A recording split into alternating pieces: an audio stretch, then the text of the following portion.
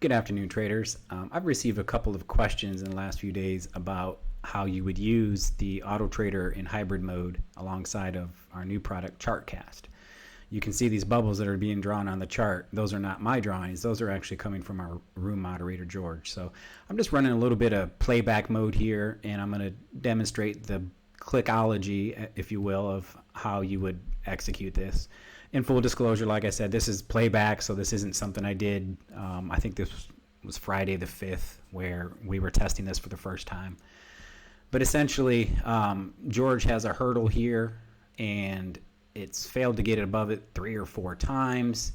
So what I would probably do is go ahead and throw on 4 brackets, and I'm going to say, give me an HTL, and if for some reason it breaks below right there, then I like that candle formation, and that means it's going to fail for the 1, 2, 3, 4, 5 or 6 time here.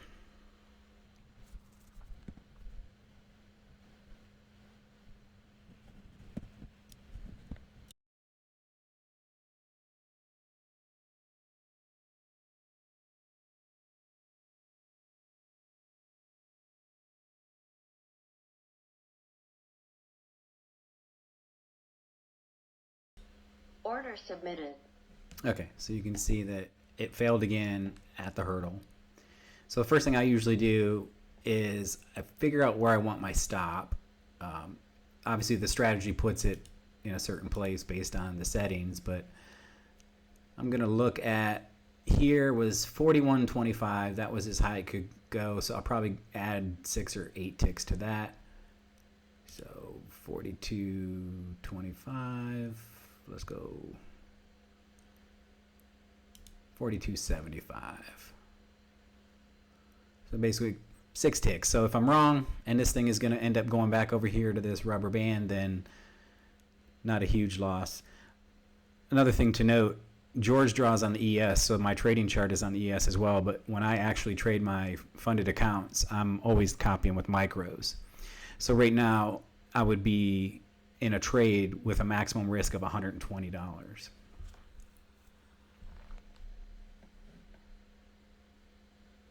The second thing I like to do is line up my targets with George's bubbles. So there's 1, 2, and 3. And a lot of times I'll leave this 4th one out here. This was a scenario that played out this morning, and the rubber band was actually hit. So according to George's rules, this really isn't valid anymore. It's just a coincidence. But I'm just going to let this 4th buy just kind of sit down there and see how the trade plays out.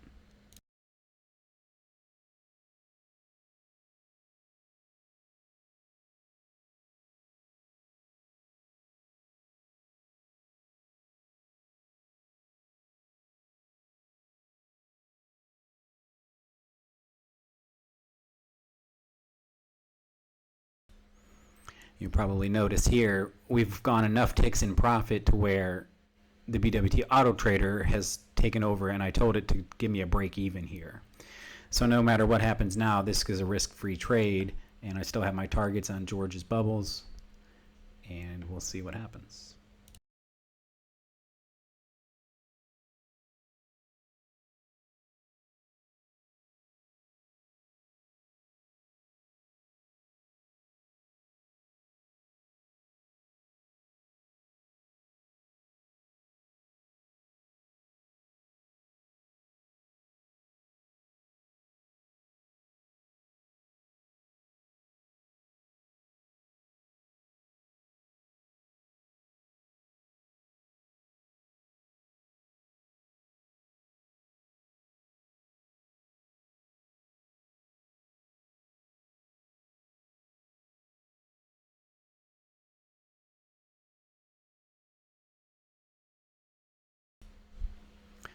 One thing to note, if you're trading the mini contract in a prop firm, those 2 contracts that are still open are up $1,200. So if this came all the way back to my break-even stop, that would hurt my trailing drawdown by $1,200. So I'm trading micros, so that doesn't really affect me a whole lot, but that's just something to be aware of. Order filled. Okay, so we have 3 targets, and at this point George has called out some more targets pretty far away. So what I would sometimes do is I'll take bracket number 4, which is still running, and put it all the way down on the next rubber band, and then I'll kind of analyze what we're doing, where we're at. So there's a hurdle here. This level here coincidentally just kind of shows up with that last rubber band, and what I'd like to do is I'd like to get back in with 1 or 2 contracts adding in if I get enough of a pullback. So for instance, if it pulls back to that second target, if I add some contracts there, there's not a whole lot of room to my stop, so I wouldn't be adding a ton of risk.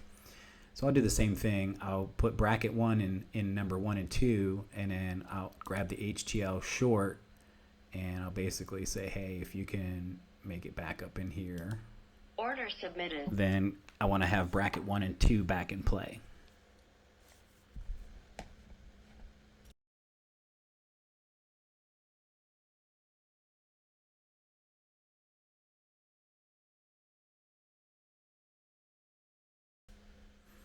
You notice the trailing stop is moving down, so now we're locked even more in profit.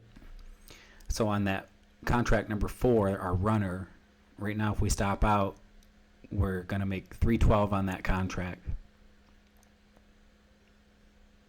And if we end up adding these 2 contracts in, you're going to see that there's only about a 5.5 point stop on those. So pretty decent risk to add to a winning trade.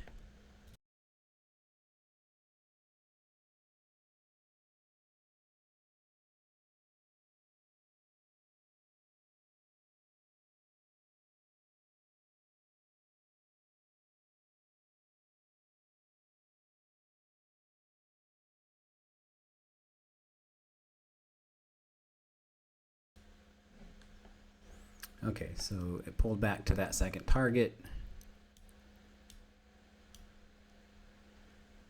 The stops all got added to the original stop, so now if I lose, that's about 5.5 points on those additional 2 contracts. And then what I want to do is I want to move target 1 and 2 to George's bubbles.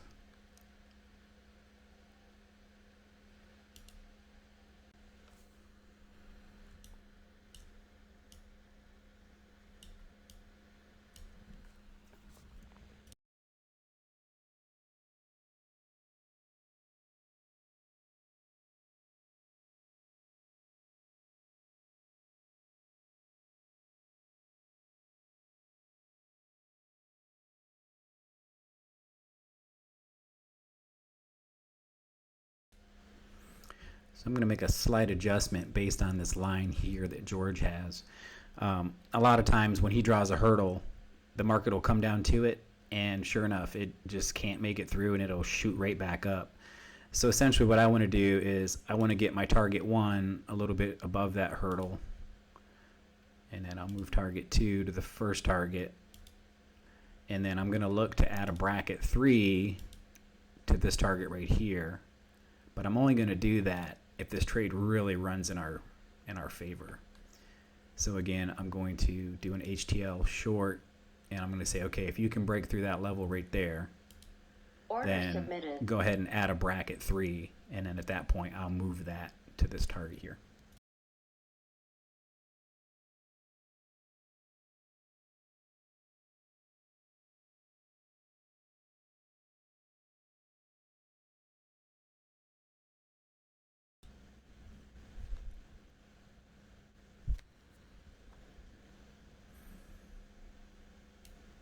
Okay, it's struggling at that level. I'll tell you, George draws some amazing levels. Sometimes it'll come right to that level and just won't go any further. So if it doesn't go any further, then we're good to go. You'll see our trailing stop here is already locked in a bunch of profit.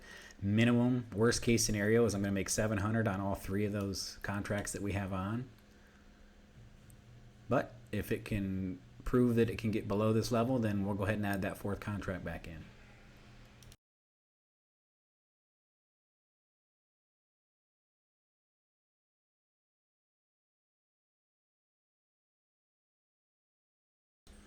Okay, we got that contract in, and I'm just going to adjust target number 3 to be inside of that bubble, and we'll let it play out.